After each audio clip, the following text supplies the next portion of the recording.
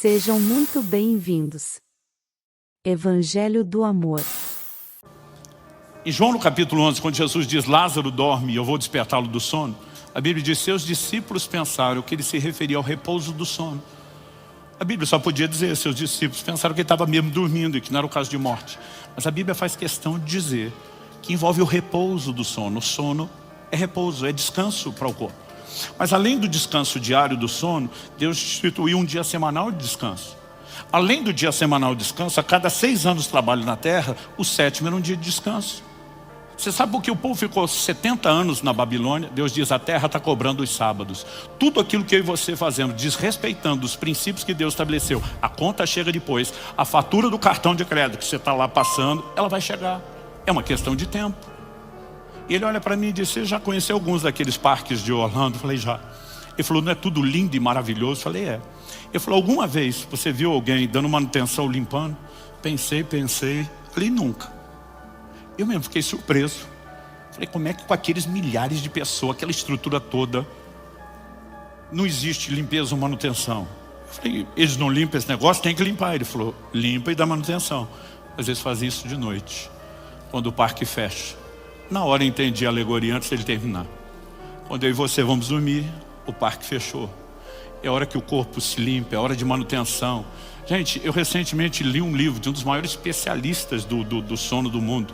É impressionante o impacto que o sono tem em todo o seu sistema cognitivo e de aprendizado.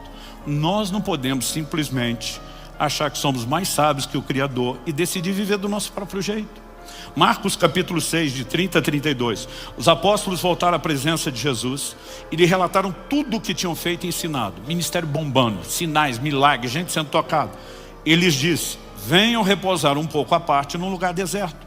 Isso porque eles não tinham tempo nem para comer, visto serem muitos os que iam e vinham.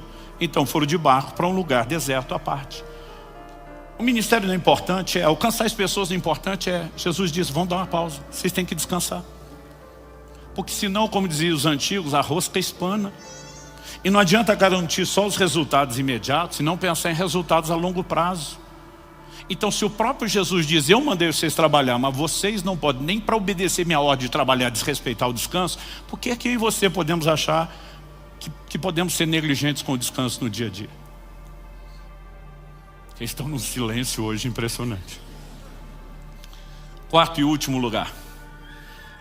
Eu estou tentando trabalhar mais ou menos a ordem do que Deus foi falando comigo, não é uma ordem de importância. Exercício físico.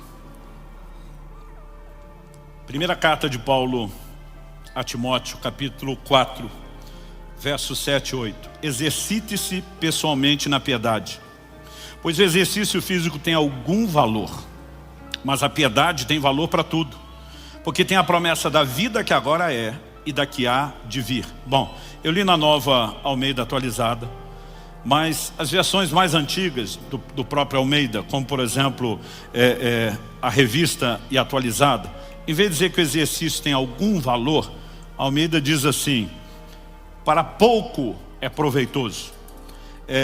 Outras traduções vão variar, mas a ideia é dizer algo parecido, né? Tem pouco proveito, e assim vai. Durante muito tempo, assim como o versículo que diz lá, comer de tudo, eu achava que era comer tudo e não de tudo. Eu sempre li esse versículo dizendo, como se ele estivesse dizendo, que o exercício físico não tem valor. A Bíblia não está dizendo que não tem valor. Ele diz que ele é de pouco proveito. Pouco proveito se você pensar no quê? Na comparação, no contraste que ele está fazendo com a piedade. Ele está dizendo, eu quero que vocês exercitem na piedade. Porque a piedade tem mais proveito que o exercício físico. Ele diz porque ela tem a promessa da vida agora e da que há de vir. Então a piedade impacta a sua vida terrena e a eterna. O exercício só impacta a sua terrena. Não vai impactar a sua vida eterna. Eu lembro que outro dia alguém perguntou para o Aldrin, mas se eu comer errado e morrer mais cedo, eu vou deixar de ir para o céu? Ele falou, não, talvez vá para lá mais rápido.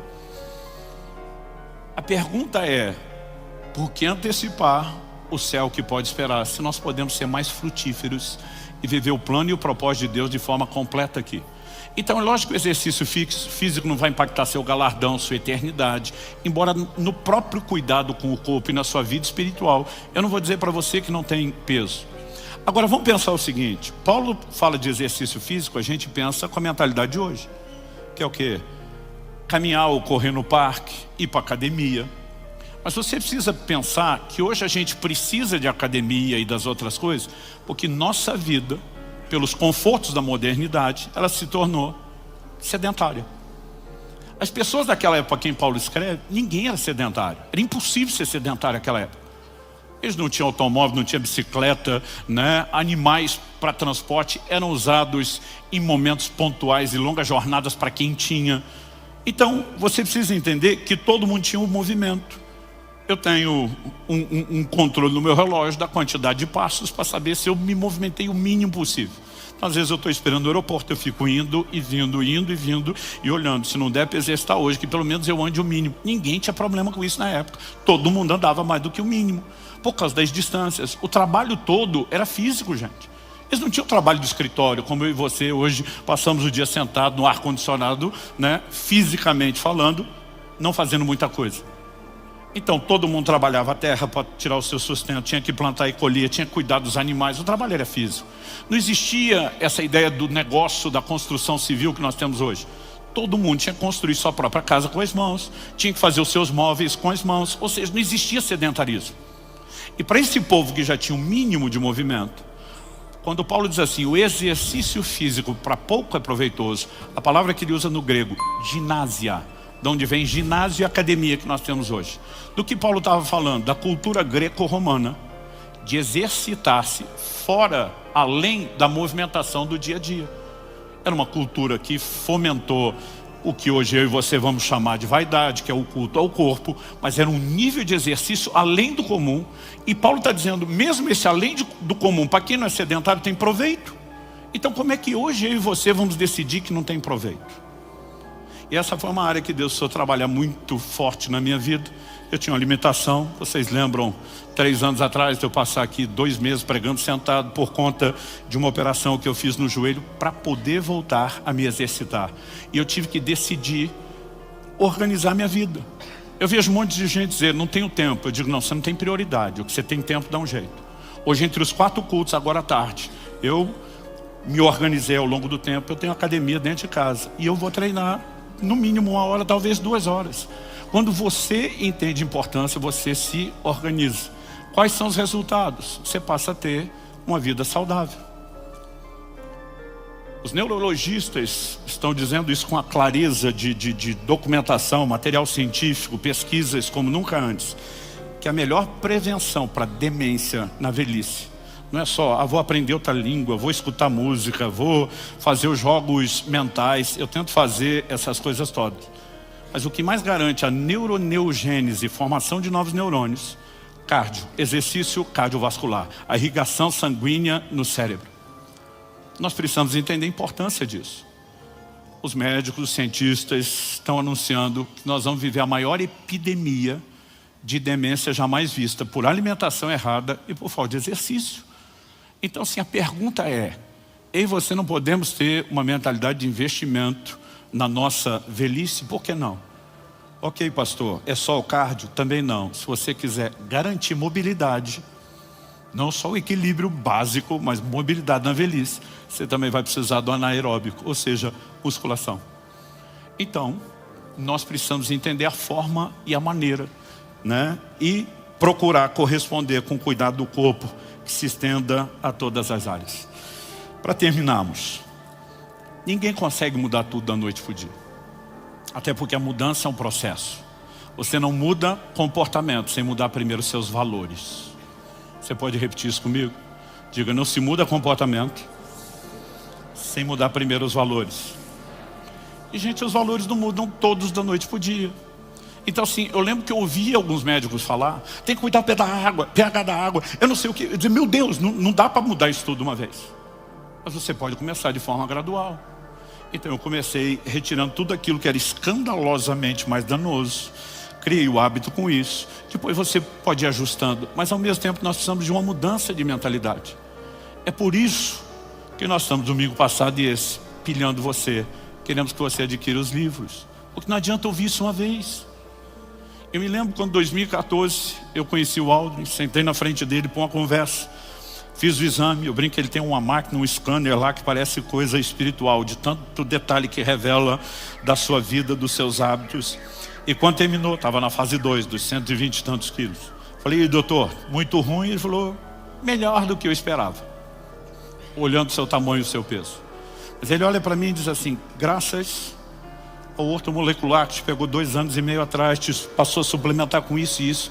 Eu pensei, como é que ele sabe o tempo e o que eu estou tomando? Eu falei, não pode, que o senhor viu isso tudo nessa máquina. Ele falou, a máquina acusou uma resposta de melhora e percebendo o seu peso e o resto dá para imaginar que você não cuida tanto de si, então a gente elimina e entende que essa curva foi uma mudança alimentar. É onde eu tinha começado. Mas naquela hora ele olha para mim e eu falei, não, realmente, minha mentalidade vem mudando, eu comecei a entender isso, aquilo. Ele olha para mim e diz, Luciano, eu sou um pregador. Além de médico, também sou pastor, um pregador. Não prego tanto quanto você nessa agenda intensa, mas prego. Ele falou, para mim algo frustrante, me diz se você partilha do sentimento. É ver gente que vem à frente no apelo, chora, diz eu vou mudar, mas no meio da semana já esqueceu aquilo. Eu falei, realmente é frustrante. Ele falou, pois é assim que eu me sinto com você do outro lado da mesa. Deus está trabalhando em mim, eu vou mudar. E daqui a pouco você sai daqui e parece que não vai lembrar mais nada. E aquilo me chocou, porque ele me pegou pelo gancho emocional. Mas ele olha para mim e diz, você concorda se esse povo que chora lesse mais a Bíblia e ajudar a consciência deles para mudar o comportamento? Eu falei, sim. Ele falou, pois é, então eu vou te pedir algo, leia a minha Bíblia. O minha, entre aspas, era, comece a entender um pouco mais de saúde, comece a entender o impacto que isso vai ter sobre o seu corpo. E a partir dali, ele começou a me dar uma bibliografia extensa de materiais que eu passei a ler. Pastor, o senhor quer que eu leia isso tudo? Não, é por isso que a gente está entregando tudo resumido de mão beijada para você. Mas tem sido anos estudando área após área, né? E eu decidi, mesmo não sendo minha área de formação, eu falei, eu vou ler todo esse material médico, eu preciso entender essas coisas, porque senão eu nunca vou funcionar como deveria. Então, o processo de mudança de mentalidade, entendendo o que a Bíblia diz, o que a ciência diz, impressionante que essas coisas não se contradizem, como muitos que professam a fé acham, começou a gerar uma mudança. A mudança de mentalidade foi gerando uma mudança de comportamento. Eu não mudei tudo da noite para o dia. Eu oscilei subidas e descidas, nunca igual de peso como antes. É lógico que nos últimos anos tem um fator atenuante, né? Um período desses de 40 dias de jejum vão 16, 17, às vezes 8 quilos, né? Principalmente você fazendo isso, treinando. Então tem hora que eu subo um pouquinho antes de começar, recupero depois. Mas aos poucos as coisas foram se organizando dentro de mim, mas por causa de uma mudança de valores. Então o que eu espero? Hoje eu quero trazer um alerta. E eu quero tentar mostrar para você que o assunto merece mais do que a sua atenção hoje. E eu, honestamente, quero te encorajar a não apenas levar os livros. A gente não quer distribuir livro. Nós queremos que você leia, releia, até que isso entre dentro de você e te ajude a mudar de vida. E dessa forma honrar a Deus. Você pode dizer amém? Eu quero encerrar com um testemunho que foi, de todos, acho que o golpe fatal que me acordou e me chacoalhou. E que dá o argumento final da mudança de pensamento aqui para arrematar. Finalzinho de 2013, acho que foi novembro, eu conheci um homem de Deus, pastor Paulo Canuto. Eu ouvia falar muito dele andando pelo Brasil, nas minhas viagens à Europa. Todo mundo perguntava, conhece Paulo Canuto? Falava das experiências dele. E finalmente, nós dois seríamos preletores numa conferência. Falei, minha chance de conhecê-lo. Eu ia pregar na quinta à noite, sexta de manhã eu ia embora. Ele ia pregar só no sábado, eu não iria ouvi-lo. Então quando terminou a reunião, tinha uma janta para os preletores. O pessoal da igreja fez uma comida mais saudável do que o normal. Mas de todo mundo ele foi o que fez o menor pratinho. Eu só para puxar assunto, conversa, né? Era mais aquele quebra-gelo, eu não queria falar daquilo. Eu falei para ele, tá se cuidando, hein? Quando eu falei, tá se cuidando, hein? Ele olha para mim e pergunta, quantos anos você tem? Quando alguém com mais de 60 anos te perguntar a idade, ele vai te dar um sermão. Pode ter certeza. Quando ele perguntou quantos anos você tem, eu falei, lá vem. Eu na fase 2, mas bem robusto, respondi 43, 41, estava a fazer 42. E ele falou, não, estou perguntando sua idade, porque quando eu tinha 44 anos de idade eu morri. Falei, você o quê? Ele falou, morri. Falei, como assim morreu? Ele falou, morri, eu tenho o laudo médico da minha morte. Ele aponta para Eva, a esposa dele, diz, ela é minha testemunha, estava comigo lá. Não é toda hora que você encontra alguém que morreu e consegue conversar com ele. Eu curioso olhei me fale um pouquinho mais sobre isso. Ele falou, meu corpo entrou em falência aos 44 anos de idade. Múltiplo. Me reanimaram 5 vezes. Nas primeiras 4 eu voltei. Na quinta eu não voltei mais. Falei, como é que você sabe que não voltou? Ele falou, porque eu me vi saindo do corpo. E da 4ª para a 5ª vez, tudo que acontece na sala, eu estou vendo fora do corpo, meu corpo deitado. Ele falou, meus detalhes batem, a minha versão bate nos mínimos detalhes, a da minha esposa e do médico. Ele falou, eu vi que horas eram quando ele assinou o laudo, e o laudo confere com o horário que eu vi. Eu vi o que ele falou quando tirou a minha aliança e entregou para minha esposa. Os dois ficaram pasmos quando eu contei a história. Eu falei, eu vi tudo. Eu estou impressionado. Falei, e aí? Ele falou, e aí que Jesus apareceu atrás de mim. Quando aquela presença apareceu, eu já sabia que era ele. Ele diz, eu não sentia permissão de encará-lo, mas antes dele falar, ele falou, eu já sabia que era ele. Ele chegou pertinho de mim, do meu ouvido, e sussurrou, você é um suicida. Quando eu vi aquilo, eu já sabia para onde ia essa história. Foi um soco no rim, como falo na linguagem do boxe. E eu estava assustado com aquilo, mas ele continua e diz que o Senhor Jesus falou assim, eu tinha um plano extraordinário para a sua vida, mas você o abortou, o que nunca cuidou do seu corpo. Quando ele falou isso, eu falei, para, sem pisar nos ovos, vamos direto no assunto. Tu era gordo, tipo, fala comigo na real. Ele falou, não, meu problema era comer menos do que deveria, jejuava sem sabedoria nenhuma, não dormia, toda noite era uma vigília. Ele falou, eu dormia 2, 3 horas para orar, para buscar Deus. Viajava a pregar o evangelho sem me dar descanso, meu corpo não suportou. Eu estou diante dele, como diriam meus amigos, os cariocas da Baixada. Caraca! Eu estou impressionado com aquilo. Ele falou, calma, calma que fica pior. Ele falou, Jesus, enquanto falava, me deu uma visão do que seria o meu velório do dia seguinte. O velório que não aconteceu, eu assisti. E ele falou, a coisa mais assustadora de se ver o seu próprio velório. Ele falou, eu vi o meu. Eu no caixão, arrumado, coroa de flores, família, amigos, todo mundo chorando. E alguém chega perto do meu caixão, estende a mão e diz, mas o Paulo era uma benção. Por que será que o Senhor recolheu ele tão novo? E aí Jesus atrás dele diz, além de abortar o meu plano para a sua vida, você faz com que eu seja julgado. Eu não te recolhi coisa nenhuma, foi você que se matou, foi você que nunca se cuidou. E além de abortar o meu propósito para você, você ainda faz com que eu seja julgado.